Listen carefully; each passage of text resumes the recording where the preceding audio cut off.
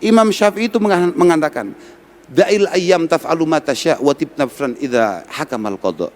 Da'il ayyam taf'alu ma tasya'u wa tib nafsan idza hakamal qada. Sudahlah, da'il ayyam, sudahlah, hari biar berlalu seperti itu dengan semua masalah yang ia bawa.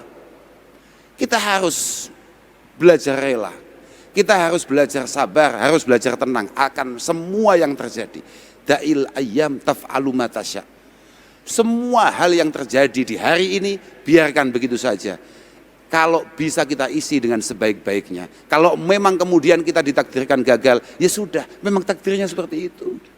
Watib nafsan idza hakamal qada. Belajar rela akan keputusan Allah Subhanahu wa taala. Isbiru wasabiru. Isbiru, kamu harus belajar sabar. Wasabiru.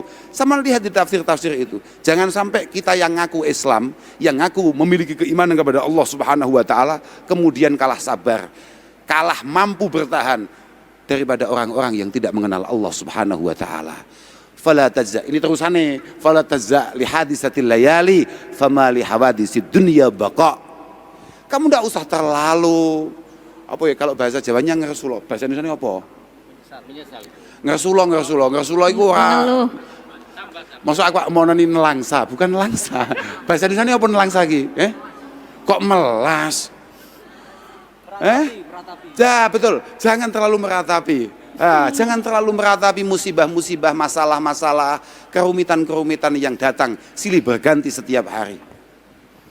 Fama li hawadisid dunya baqa'u. Semua masalah pasti ada endingnya. Semua masalah pasti ada endingnya. Setiap masalah yang datang, tenang saja, pasti akan ada masalah yang lebih hebat. Ya. Percaya apa gue? Iya bra. Dulu ketika kita masih sekolah dasar, ketika kita masih kecil, masalah kita hanya apa? Masalah kita hanya rebutan cilok. Masalah kita hanya urusan mainan. Kita SMP, masalah kita sudah naik lagi. Kita sudah pengen sepeda motor kayak teman-teman yang lain. Kita SMA sudah ganti lagi masalah kita. Tenang saja, masalah yang lebih hebat pasti akan datang dengan mulus. Paham Pak? Tidak perlu kamu sekarang terpuruk, tenang saja. Itu masih ada persiapan masalah yang jauh lebih besar di belakang. Ngapain kamu harus menarik sekarang? Kun rajulan alal ahwali jalda. Kun rajulan alal ahwali jalda. Kamu harus jadi orang yang penuh dengan ketangguhan. 2 malam yang lalu, ada teman saya dari Kediri, salah satu wartawan senior mengatakan bahwa menceritakan situasi hari ini, kemudian menyebutkan tadi generasi apa namanya Pak? Aku nggak ngerti kan, aku takut. Apa gue ya langsung. Ini adalah generasi yang lahirnya tahun 2000 sekian katanya begitu. Ya benar ya. Mereka tidak sebagaimana orang tuanya, tidak sebagaimana kakeknya, bahkan yang lahir diciptakan dari besi dan baja, di mana orang tuanya diciptakan dari tanah yang sangat keras, tapi mereka diciptakan dari tepung. Aku saya diam saja. Apa yo enek ngono ya. Wong prosoku lho komentarnya iblis saja kepada Allah Taala ketika kemudian tidak mau bersujud kepada Adam adalah khalaqtahu min tin. Oh ternyata generasi-generasi terdahulu itu tercipta dari besi dan baja. Enggak penting lah, enggak penting. Yang penting kata Imam Syafi'i, aku gak penting awakmu generasi apa gak penting. Tapi al khairu kullu fi tibai man salaf wal syarru kullu fi ibtida'i man khalaf. Kalau kamu pengen berhasil, kalau kamu pengen kebaikan, kamu harus ikut orang-orang terdahulu. Al khairu kullu fi tibai man salaf. Tapi kalau kamu pengen babak belur, maka kamu ikuti budaya, ikuti karakter orang-orang masa kini. Positif gue. Ya gue mau akhirnya dianggap awakmu tercipta dari tepung dan terigu. Kematangan titik meledos.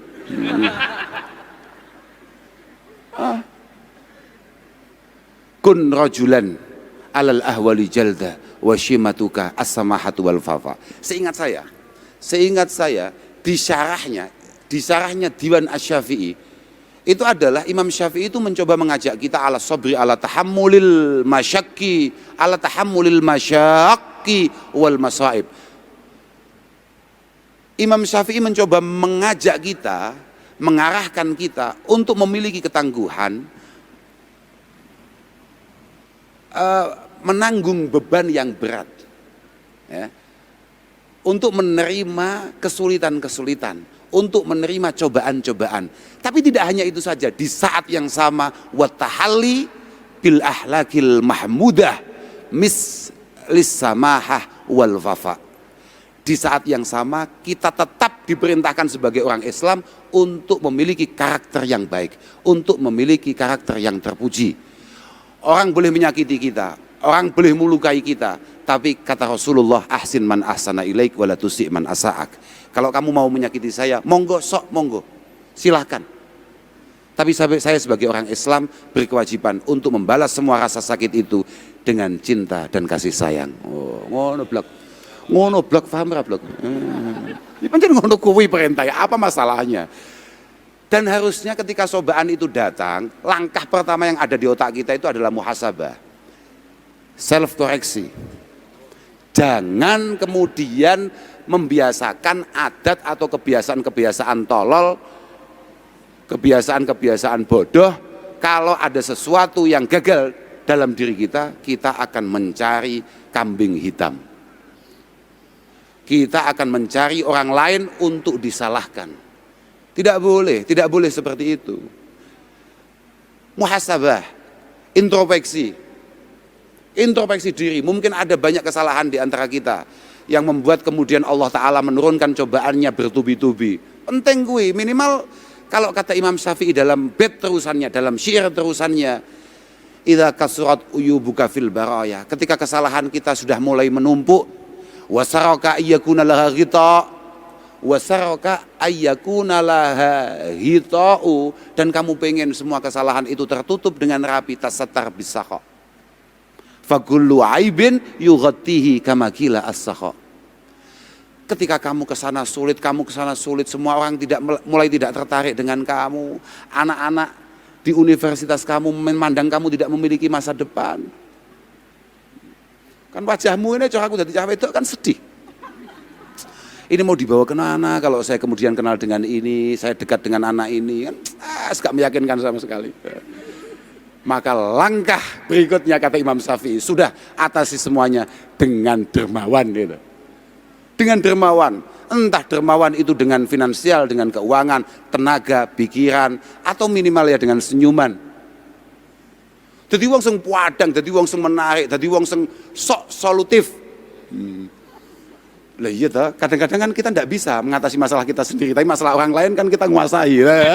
Loh, ya ora, Yang penting ketika kita masuk kampus, ketika kita masuk kemana, kita udah datang dalam penuh kebahagiaan. Sampai teman kita sendiri bingung, ini manusia apa bukan, kok nggak pernah susah. Loh, gayanya ngono kuwi. Bocah-bocah mahasiswi kemudian punya pikiran, waduh, orang kok bahagia terus. Kemungkinan kalau saya bersandar padanya, kemungkinan saya akan selalu bahagia. Lu ngono. Tipuan-tipuan gak jelas ngono iku penting blok, paham gak? Lah iya ta, Tasattar bisakha. Fakullu aibin yughatihi. Kalau kamu dermawan, kalau kamu punya uang gampang, ya itu lebih mudah lagi. Kalau kamu punya uang lebih mudah lagi. Semua kesalahan kita akan tertutup. Pokoknya kamu loman. Loh, positif gue. Kamu nakalnya kayak apa? Tapi kalau kamu dermawan, sudah teman kamu semuanya lupa kalau kamu orang nakal.